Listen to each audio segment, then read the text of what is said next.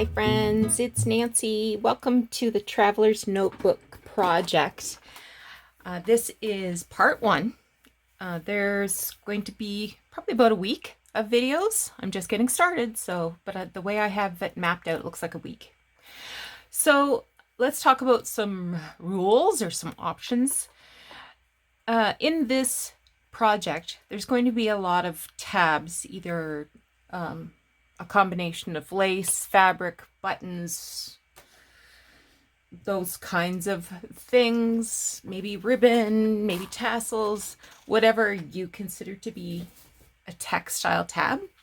So you have the option of making them individually as we go along, which is my choice. But if you want to mass make them, you can make, let's say 1, 2, 3, 4, 5, 6, 7 tabs all together. Let me write that down.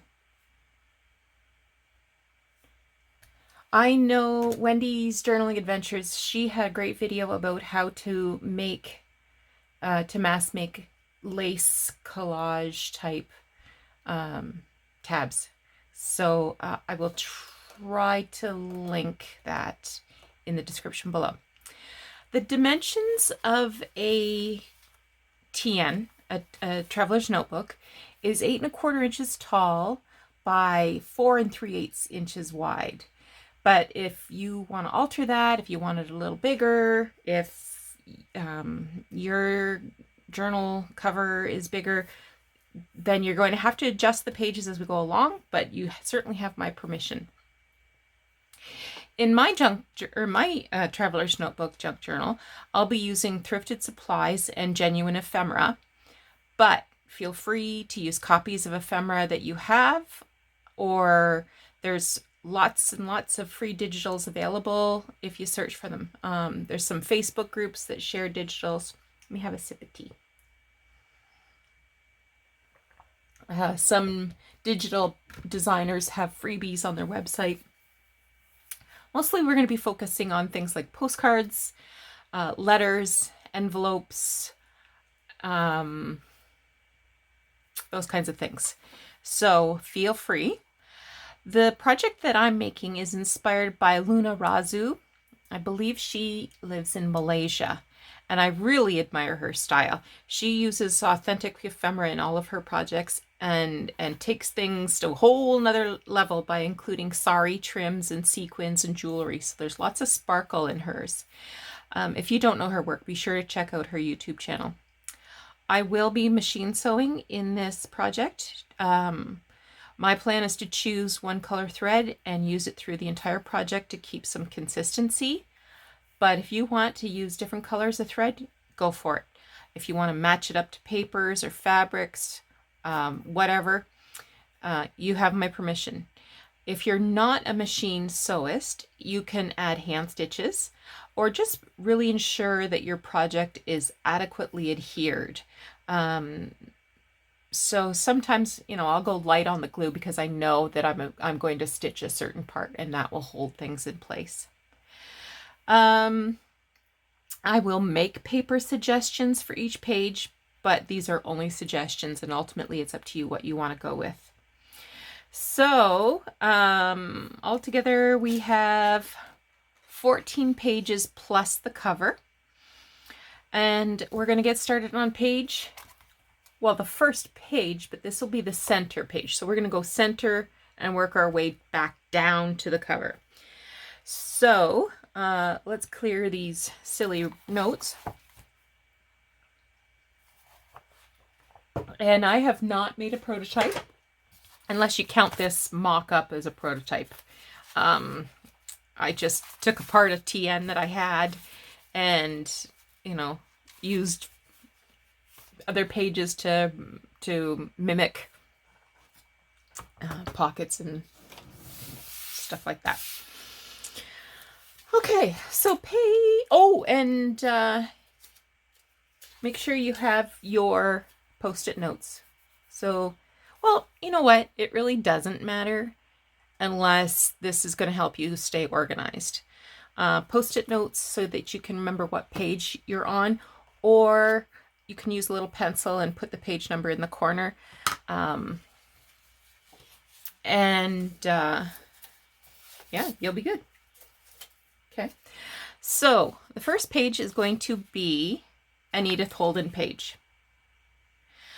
You will need to trim a little off the bottom and fold it in half. So this is a little on the narrow side, and that's okay. Pages don't all fit the same.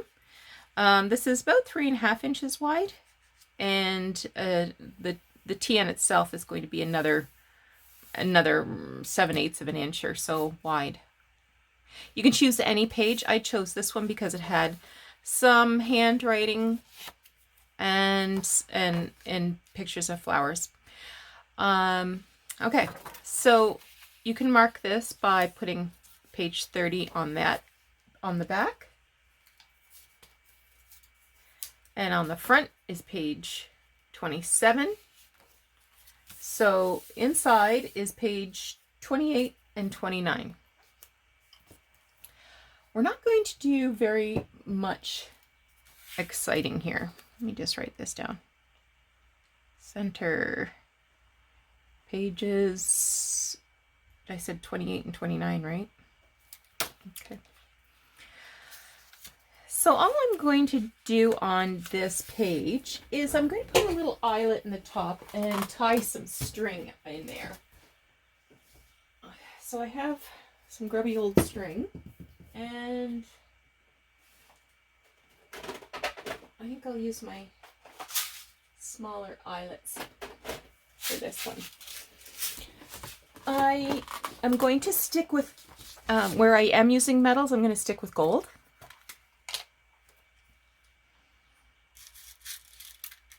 So if I can find a teeny tiny little gold,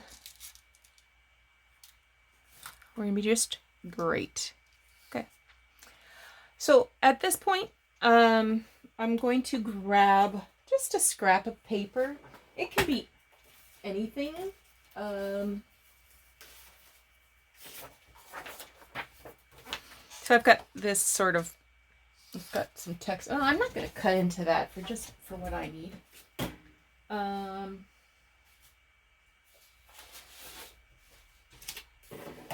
It can be anything. I am going to use, this is Braille paper that I tea dyed recently. This was a gift from, it's either Pam or Darlene. I'm not sure. But I'm grateful to both of you. But I did tea dye this recently. And I'm just going to cut a little rectangle. That might even be too big.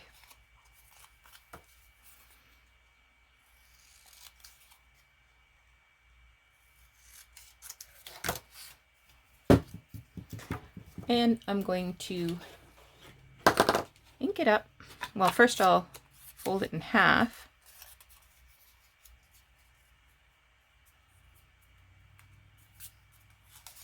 And then I'll ink it up.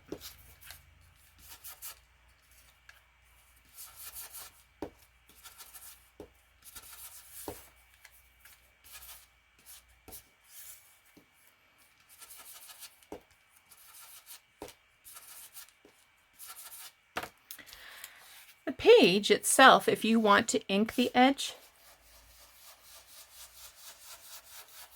you sure can. It only takes a minute, and it does enhance it. I'm not a really dark inker. I just sort of like I say, a little enhancement. I'm going to do both sides.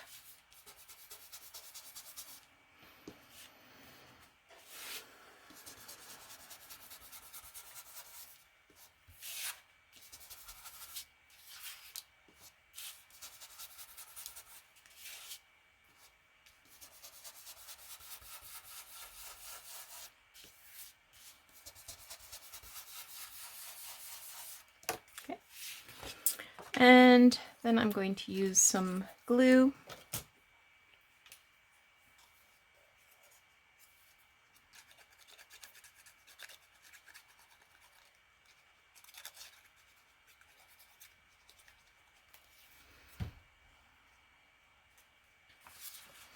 I'm just going to use this as sort of a reinforcement. It's going right on the page. It's not overhanging. You know what? I think I'm going to put 2 eyelets in here instead of just 1.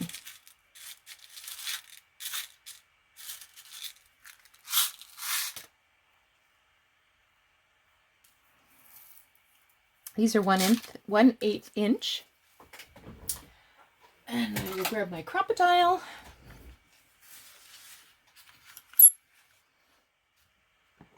I'm going to pop a hole here. And another one right next to it. Right there. Okay, now I have to switch these around.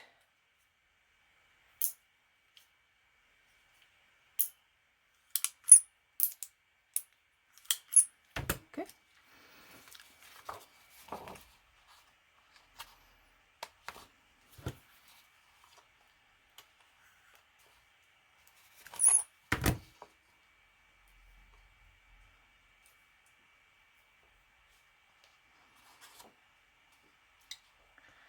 Now at this point you can choose any kind of fiber really that you want to run through those 2 holes. Like I said, I'm going to use this grubby old twine.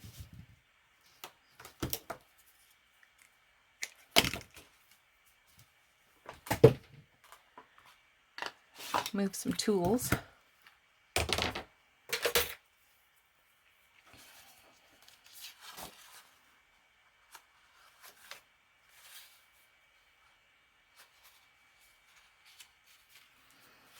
And here we go, tying a bow. I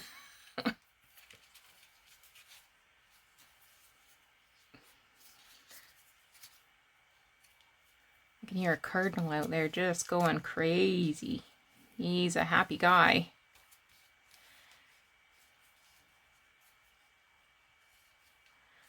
Okay, I will trim the length of these a bit. And just to make sure that this doesn't come untied, I'm going to add a little bit of art glitter glue. Now, it looks like I'm missing my pin. Oh, there it is. So that's page number 1 done. Do we have time to do another page? We sure do. Okay, move that aside. Don't need eyelets. The next page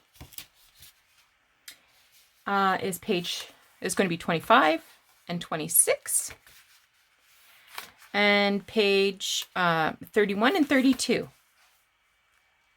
That sounds reasonable. For this page, you're going to use 2-sided printed paper, sort of a heavier weight. So this is, I can't remember what brand this is, but you know what I mean, like a Tim Holtz sort of cardstocky kind of printed paper, and cut it to 8 1/4 long by somewhere between 4 1/2, 4 3/8, and fold it in half. So on page 26, I'm going to put a side-loading pocket using a some lace. So let's grab some lace.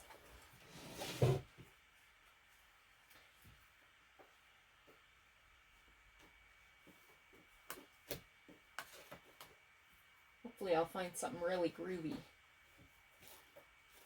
What are you? Oh, you're kind of good. So you want to choose something 2 1/2 inches-ish. What's this? Right on, Nancy. And I'm choosing this sort of ivory color because it matches well with what we're doing. I'm just going to cut this long.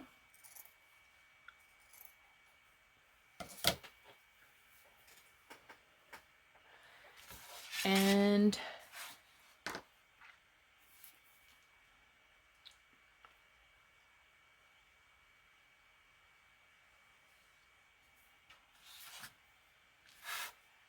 Oh, maybe I'll just do the edge first, and then I'll do the sides.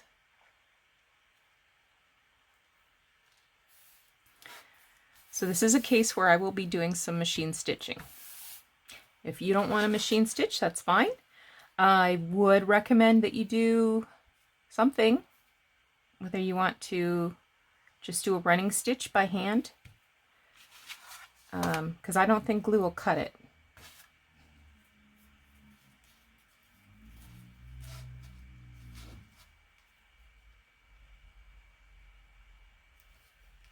All right. I will take a 5-minute break while I give this a sew. I'll be right back. Okay, so I've got that stitching done, and I will just pull the threads one side or the other, it doesn't matter, and tie a knot. If you want to let your threads hang, fine by me. I know some people really enjoy the look of the loose threads. I'm a little too type A for that. This one got overcast when I reverse stitched, so that one doesn't need to be tied. So I'm just going to trim this to the correct size.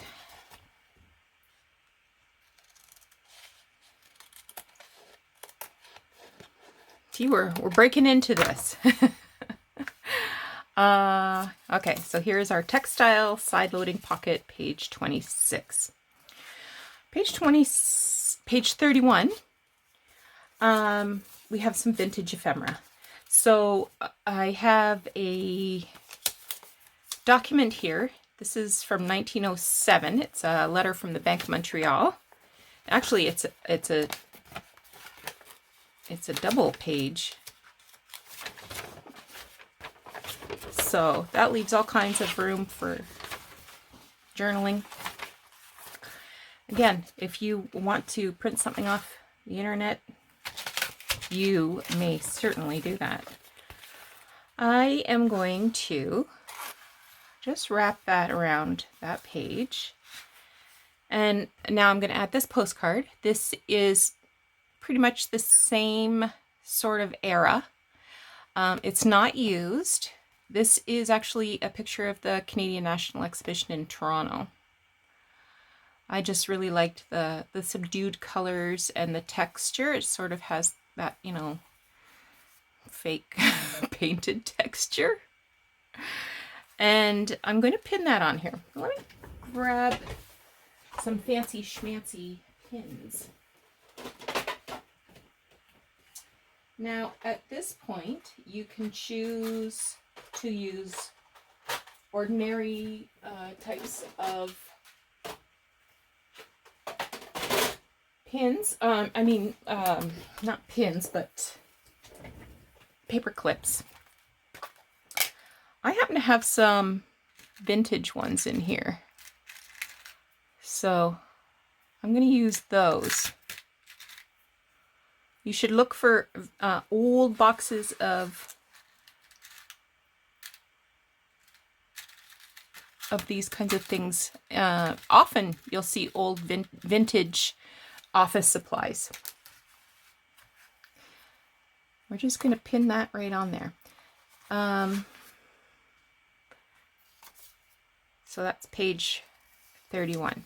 When we go to sew the signatures in, we're going to take out all of this ephemera, but I'm just placing it so that we know what's going on, and nothing on the back. So that's our second page. We've got 25, 26, 31, 32. Alrighty, you need a break now, but remember to come back again, and we will do some more pages. Take care.